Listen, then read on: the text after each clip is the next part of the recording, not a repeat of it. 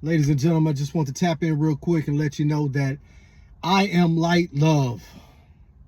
I love everybody and everything around me. The only way to be, in Christ's name. I just basically want to let you guys know, man, I appreciate the love and support. Remember to always like, share, and subscribe to the channel. The channel is new, it's up and coming, but I promise you great material.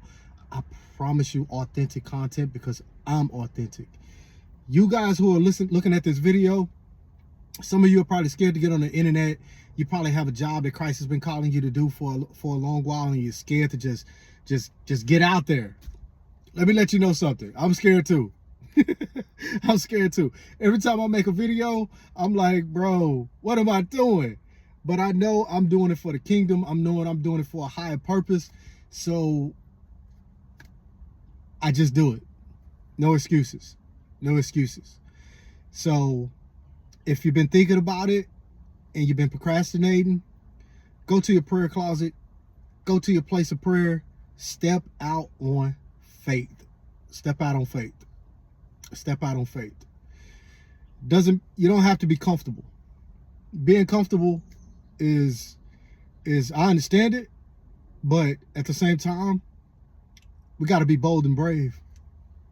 This is the most rewarding, I wouldn't call it a job, but the most rewarding thing you could ever do is be a vessel for Christ.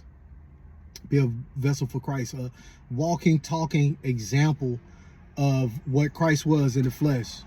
It's the most rewarding, and I promise you that. I promise you that. Tomorrow, I'm dropping a video that's, man, near and dear to my heart. Near and dear to my heart. That's all I can say.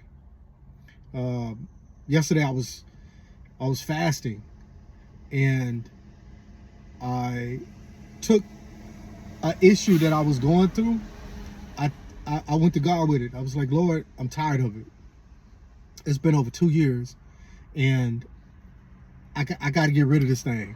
I got to get rid of this thing. I have to get rid of this thing. Only way I'm gonna do it is more of you, less of me. More of you, less of me. So I fasted and I prayed about it.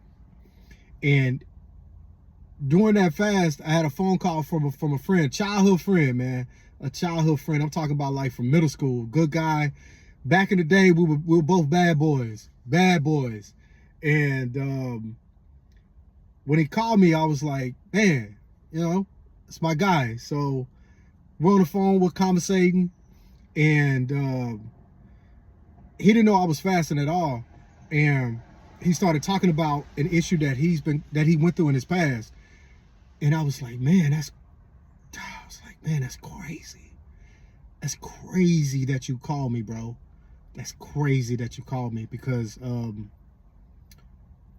yeah, that's confirmation. This is how God works. He uses people. And I just felt